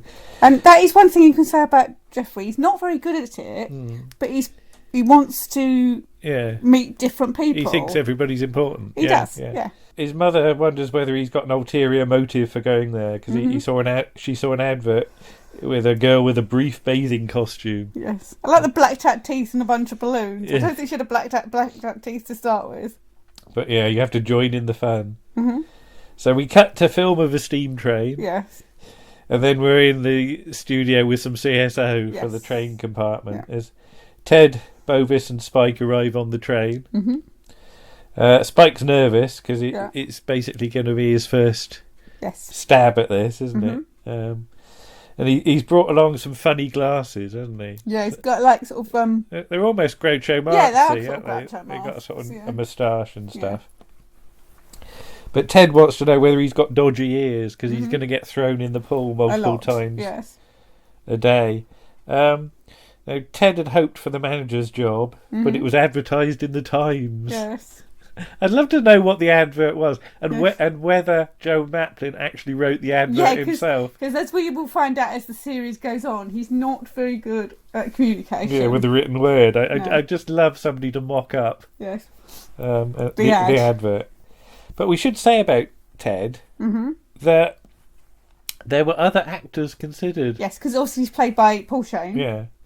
And David Croft is quoted as saying Harry Seacombe was a possibility. Yeah. Which I can half see I can working. sort of half see, yeah. Yeah. And then this one was right at a left field. Yes. I didn't believe it when I read this. He said, apparently, Frank Windsor. I really can't imagine Frank Windsor, because I've never seen Frank Windsor do comedy. Yeah. And he's just not the type, is he? I was going to say, Stratford Johns is more likely. Stratford Johns is definitely more likely. Yeah, but there we go. Yeah, but Ted is bemoaning the fact the job's been given to an archaeobluminologist, and he doesn't know what one of those is. Yes. I like the way as well that Geoffrey's he's reading a book. Seems to be a penguin Yeah, book. and I was just going to say, somebody sourced an original penguin From book. the 50s. From the 50s, because they've got a very particular With look. that orange. With the orange cover, because Yeah, we've got a couple we've of got a load, Quatermass yeah. ones upstairs. But I like the way Ted says, you're not a fast reader, you've been on that page for half an hour. They haven't even been on the train for half an hour. It's just that Geoffrey's just sat there being earwigging, but being embarrassed at the Yes. same time. Mm. But Ted's been up for a television audition. Mm-hmm. It's about this series that's set in a mucky street. Yes. So we're meant to believe it's Coronation Street. I'm guessing it's meant to be Coronation Street. I don't know how early they would have started. I don't know quite how the casting. dates work. It might be about right. I'm not sure. Yeah. I don't have access to all the files on Coronation Street, but it does sound a little early to me, but hey. But some people are getting on the train, so Ted's advice to Spike is to act peculiar. Yeah, and they just pull weird faces, don't they? Which is not very PC. No, but it's quite funny. I must admit, I did laugh. Yeah. So an old couple get on who are on holiday, but they're not going to Maplin's, are they? Because holiday camps are for young people, they say. But Ted says he's in charge of the fun, and they could enter all the things like the knobbly knees competition And the glamorous granny. Are knobbly knees competitions a real thing? Yes. Yeah. Have you been in one? No, I do have knobbly knees actually, but yes. No. Have you observed one taking place? I've though? never been to this kind of holiday camp. We did go to holiday camps when I was younger, but it wasn't as organised. You know, you had the clubhouse. Yeah. But there wasn't stuff going on all the time like there was. I vaguely remember staying in a caravan when I was very, very young, on a sort of caravan site. Oddly, the thing I can most remember about that is having some horrible cheese that tasted disgusting. Okay. And the litter bins. All right. Because they were the out okay. of Dr. Emu, you know, so weird the things that stick in your head, but I don't remember much more about it. Okay. So we cut to Maplin's on film, where Little White Bull is playing on the which on the links in speaker, because which Jeffrey's got a mother mention, had said about that little Cockney man singing Little White Bull. And we follow Ted and Spike. Well, she says ball actually. Yeah, we follow Ted and Spike sort of through the site. And they've got this terrifying laughing clown thing, haven't they? You don't like clowns, do you? Yeah, well, you sort of press a button and it sort of... Rocks. I was going to say gesticulates, but it doesn't. It sort of rocks about and laughs. And I imagine being a kid and being utterly terrified of that, just like not wanting to go past it. But Jeffrey's shown into his chalet by Peggy, who... says the hot water will be on Thursday. Yeah, basically everything's going to happen on Thursday. Yeah. When she says that later on, she does a wonderful grimace about, you know. But yeah, she gives him a plug and a tiny bit of soap. Yeah. Really, it looks like it's really hard. I mean, used lots. And he's got a spare bed. He doesn't have to share unless he wants to. There's the first grimace from her. She stops grimacing later on in the series, doesn't she? Yeah, it's quite a broad performance at this stage, but it doesn't. You know, she is developing the character. Yeah, but everything happens on Thursdays because that's the day she gets a night off as well. And she does a wink at him. She does. He just looks embarrassed, doesn't he? But Ted and Spike are in their chalet, although the curtain comes off in Ted's hand straight away because he needs some curtain rings. Then they go to the staff room where there's Wilf Green, or as he's now calling himself, Marty Storm. Now, I was going to say, what happens to him? I think because we've got the Heidi High companion, and Richard Cottam, who plays him, who will later go on to be a writer.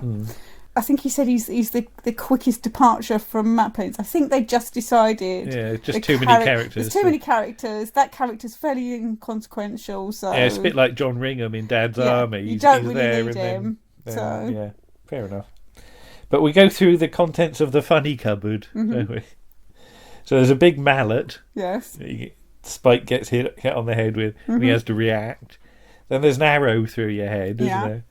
And then you've got a top hat with it. I put a scabby rabbit. Scabby, scary white rabbit that pops out the top. And because Ted does a Bugs Bunny impression, doesn't he? And then Spike says, "Oh, I like Brer Rabbit," which is something completely different, obviously. But we see the funny policeman costume, PC-49, who you've looked up, isn't he? He was in films. There was a couple of films and on the radio. Evening All there we get, which is obviously a Dixon reference. There's a funny pirate. I think it's just a policeman reference, isn't it? So a funny soldier, a funny knight who gets chased around with an oil can. The funny beefeater's gone missing. So I don't know who's knocked that off. Somebody like sort of sneaked home wearing it. Wearing a beefeater costume. Yeah, and a funny caveman, which is apparently infested with fleas or something like that. So then in the office, enter Gladys, Yes. who's stowing a tennis racket away. Yes. And she's got very short shorts on. Yeah, and I think is Jeffrey's first sight of her bending over, Yes, basically. because he comes in and she's bent over and you just get to see her bottom, don't you? And she sort of straightens up and goes, "Oh, hello." And there's talk of Mr. Baverstock, and I said brackets Donald. Possibly. You never know. But yeah, Gladys is the sports organiser, and she's an all-rounder. And I just put Jeffrey's at a loss with her, basically. Because she's very friendly towards him, for want of a better word. And he doesn't know what to do. No, he doesn't quite know how to handle it, does he? No, he doesn't. He never really gets any easier with it either. But yeah, he's she says about she's in charge of Radio Maplin, and Jeffrey sort of says, "Who wakes you up in the mornings?" Yeah, which I don't think she was expecting. No. So then we get Fred Quilly, the riding instructor, coming in with a big box of hats. Yes, and he hasn't got a 7 3/8. But apparently heads are getting bigger. Yes, it's the National Health fault. Yeah, National Health Service. Free orange juice and stuff, and cod liver oil. But he says his horses are more like camels, aren't they? Yeah, see, now all the way through, he has this thing where he's very dismissive of the horses. Yeah.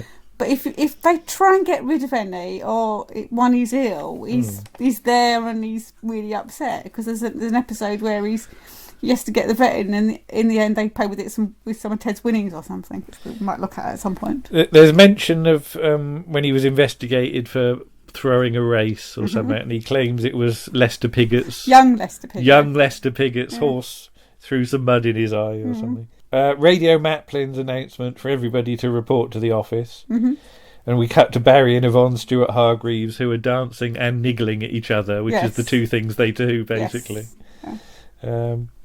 But yes, and it amazed me how big Diane Holland's hair is compared to when you get into the series. It's much more sort of slicked, not slicked down, but it's either been cut or it's much smaller. It's very big in this, which is not very sort of true to the period, I don't think. So we get to see the girl Yellowcoats coming out of their chalet. They all share one, don't they? I think they do, yeah. Or which seems terribly cheap, yes. But yeah, because there's three in one. They've got bunk beds, haven't they? Yeah, I suppose. And they talk about Mr. Baverstock as well, and there he was. He had wandering hands, a bit gropey, shall we say? We pass Mr. Partridge in his Punch and Judy stall, and there are two things that he hates. Yeah. One of which is red tape, and the other of which is kids. Yeah. And that point is rather drummed in, isn't it? I hate kids. I said to you, did everybody at home get that? Yeah. Yeah. Peggy's sort of hanging around the meeting. Yes. Though she's not a Yellowcoat. No. So even here she says, I will be one day. Yes. And they're talking about what an archaeologist does. And he digs up old ruins. Yeah. So Jeffrey comes in. Good afternoon, everyone. Gladys sort of starts a round of applause going, doesn't she? She's very good at sort of making people be encouraging. But Ted and Spike react when they realise who the bloke on the train is. Yes. Yeah. So we get the first Hello Campers on Radio Maplin's for the first morning. Yes. You know what I will say to you, that if that was my first morning, I wouldn't have slept. Because I never. No, you never sleep in. I never sleep in a hotel on the first night, do I? Well, yes. So there's talk of the knobbly knees competition, bingo, and the ugly face competition. Holiday Princess. Yeah, and all that. The Olympic-sized swimming pool is where they'll have to get together at 11 o'clock. Which isn't heated, which it wasn't in real life. No. So Spike's got the funny policeman thing on with the red nose. Jeffrey wants to join in the fun so he can be the funny chef. Yes. I love the fact the funny chef costume consists of a tray of pies and a hat. And that's it. Yes. There's no smock or anything. No. So he's given the tray of pies, and when he makes his entrance, he has to say, "Pies, pies, who wants a custard pie?" You did it a lot better than he does, actually. Sorry, was I meant to be better? Well, it's more sort of, pies, pies, who wants a custard pie? Yes. And advice from Gladys is shut your eyes and it won't hurt. Yes. Living Doll is now on the radio. Yes. Is that Cliff Richard? Because he later does it with the young ones. He does. That's the only reason you know it, isn't it? Yeah, I know. Yeah. The old couple are now there. Yes. Because their landlady broke her leg. Had an accident. luckily. But so Spike continually gets thrown in the pool through this scene, doesn't he? Yes. You've got Hilda on her organ. Yes. Really over the top. She gets very overexcited and the hair sort of goes all over the place, doesn't it? So. And you get Heidi High. Hody ho! Done at least 3 times in 10 seconds, Yes. don't you? We learned the girl yellow coats are called Mary, Sylvia and Betty. Yes. And then you got Stanley, Bruce and Gary. And Gary. Who are the boys. Who will change. Oh, do they change? No, Gary changes. All right, why Different did he actor change? plays him. I don't know, a different actor plays him. Okay. I'm not sure if it's between this episode and the next one or if it's later on in the series, but a different actor plays him. Peggy's very keen on doing the hody hos, Yes. isn't she? She's very enthusiastic. She stood in the background with an armful of... I'm not even sure what she's holding. Is it towels or something, yeah. Jeffrey comes in with his pies on the tray, and he doesn't quite know when he's supposed to come when on. he's due on. So with a bit of help from Gladys, he sort of gets it right. So yeah, Spike picks an argument with Ted. What shall we do with him? Ted picks an argument with Spike. Yeah. So what shall we do with him? Throw him in the pool. Was it the old lady who said he'll get soaked? Yeah. Well, yes, there is water in the pool. It'd be more dangerous if there wasn't. No, might get a bit hurt. So then we meet Uncle Willie. Uncle Willie. Oh, he loves kids, and Mr. Partridge comes on, but get out of the way. Get out of the way. Shoves all these kids. Hello, kids. I love you all.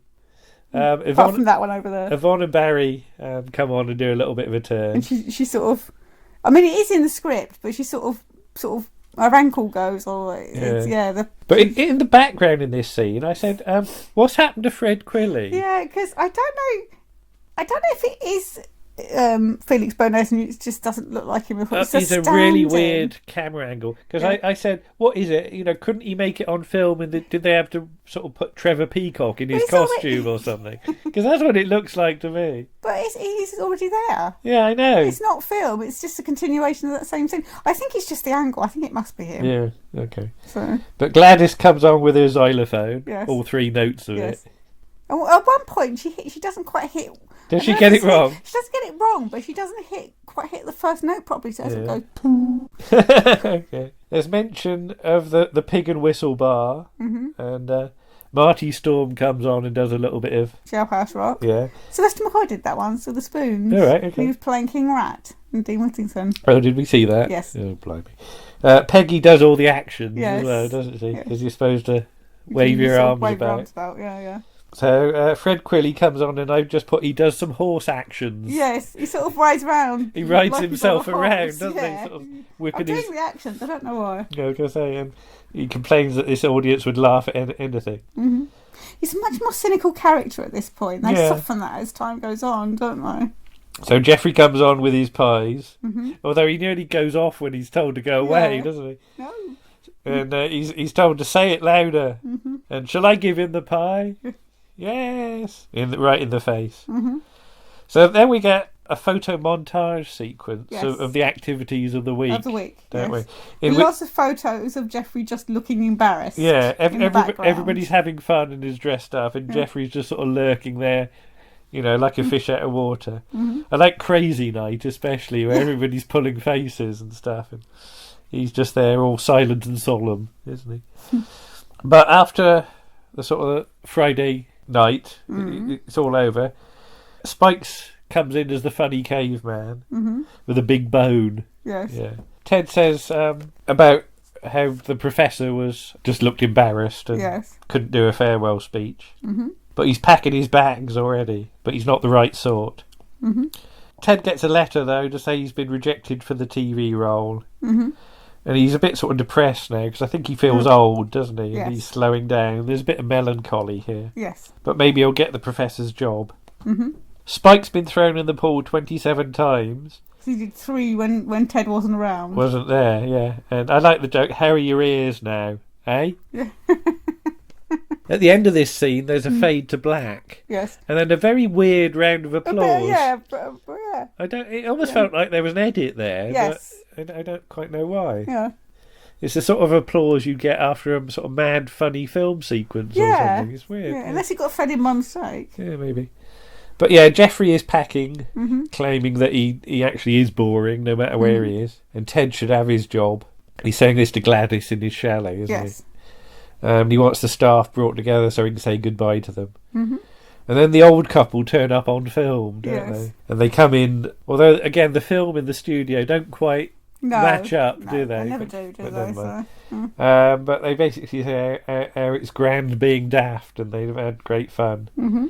And Jeffrey sort of did it properly. Yes. He was sort of, quiet. And, He supervised in his own quiet way. yeah. And I like the line about Harold Macmillan says, "You've never had it so good." Well, we've never had it. Yeah. I don't know quite what he means, but and he gives him, the old man gives him a tip. Yes. And Jeffrey's just sort of sat there stunned, isn't he? Yes. He doesn't quite know what to say, does he? So at the meeting, Gladys is sorry that he might be going, but it turns out that after this encounter, He's not Jeffrey's going to made his go. mind up and says thanks to you all, and let's do the same next week. Mm-hmm. Ted, can we go through the bit with the pies though, so I can do it better? Mm. I like that. He's keen to actually Yes. get it right. Maybe they should throw the pies at Ted instead, says Fred Quilly, but what Ted does is absolutely marvellous, says Jeffrey, which I think actually cheers Ted up a bit, doesn't Yes. it? Yeah. I think Ted just wants to feel as though he's doing a good job as well. So Yes. being told that by Jeffrey actually is good. And there's not so much of the sort of fiddle stuff yet. They No. don't really develop that until you get No. into the series. So Ted's looking forward to seeing the new lot of campers. Yes. Maybe I'll meet somebody nice. And they go off to the Pig and Whistle, although Spike says he should get some earplugs Yes. just to be on the safe side. And that's the end of the episode. Yes. So, what do you think as a pilot? How do you think that works? I think it works really well. I think it establishes the characters really well, but it still gives them somewhere to go to develop them. Particularly Peggy. Yeah. Peggy gets a lot of development over Yeah. the series. But it's a 40-minute Yes. one, and I think because there are edited versions of it that have been repeated that are shorter, aren't Yeah. there? Yeah. And I think that those 40 minutes are exactly right. Yes, I think it pays having that little sort of 10 extra minutes or so just to help develop the characters. Because I can't think quite what you would cut out. No. I know if there are articles about what has been cut and what have you, but all of this feels absolutely necessary Yes. to me. And yeah, it's, as you say, it's very much set up. But I mean, again, compare that with the first episode of Porridge, Yes. which is very minimalist compared to some of the episodes of the series. This, you've got all the filming. It's not as though they don't go on location No. for the swimming pool or anything. All that is there in place right from the from the off. So yeah, you said about the ratings, and Yes. I think it would have had to have really bombed not to go for a series, Yeah. just because there is, as you say, so much potential here. But then again, you see, it depends, because it was shown on New Year's Day, there is the possibility that a lot of people just weren't really watching television. I think ITV, there was a film on ITV or something, and that got about 20 million. Oh, right, gosh, so okay. people were watching telly, they just So- weren't watching BBC One. So yeah. it was a premiere or something, was it? If you pass me the Heidi High book, I can tell you. Okay. So yeah, here we are. According to the Heidi High companion book, the pilot got 4.4 million, up against Test Cricket on BBC Two with 0.7 million, and the television premiere of Paint Your Wagon, which got 20.7 million viewers. Wow. That was in the days when, a premiere of a film actually meant something on the telly. I was expecting you to say some like James Bond film or No. something like that. Paint Your Wagon's a very odd choice. Yeah. For people to want to watch. But there you go. That's what they were watching that day. But yeah, great little pilot. Yeah. And I think, should we announce now that We can once we announce it now if you finish want to. our videos about Porridge, In a couple of weeks. First series. of Porridge Series 1, we're going to Yes. do the rest of Heidi High Series We are. 1. We're going to So, alternate between the two series. Ultimately, it means that we'll be doing more Hardy High than Porridge, because obviously there is more Hardy High Yeah. than Porridge. but there we go. Yeah. So there we are. There's our first episode for the new year. For 2020. For 2020. For the new decade. Yes. Thank you to everybody who's contributed. And hopefully we might get some familiar names coming back Yes. fairly soon. Yeah. We shall see. And we'll just see you See you soon. in the next one. Okay. Bye-bye. Bye. Get on the train with the one you adore. Come holiday rock, come holiday rock, come holiday, holiday, holiday rock, holiday, holiday, holiday, holiday, holiday, holiday, go, go, go to the holiday rock, holiday, holiday, holiday,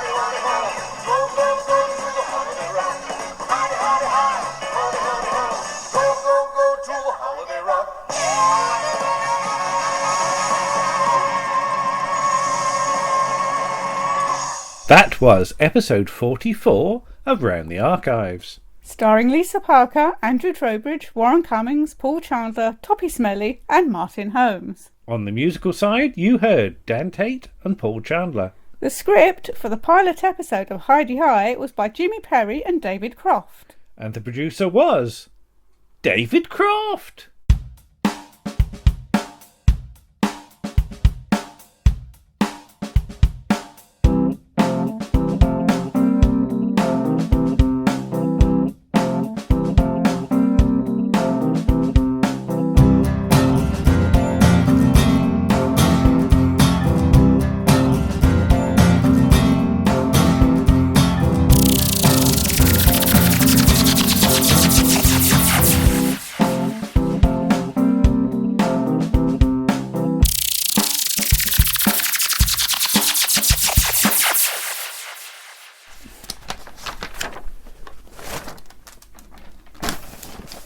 Just gonna blow me nose. Okay.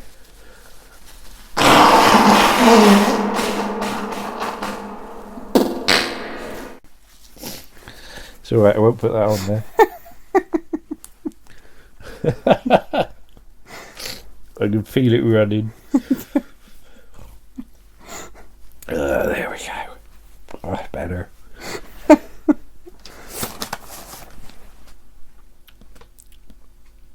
It almost felt like there was an edit there, Yes. but I don't quite know why. Yeah.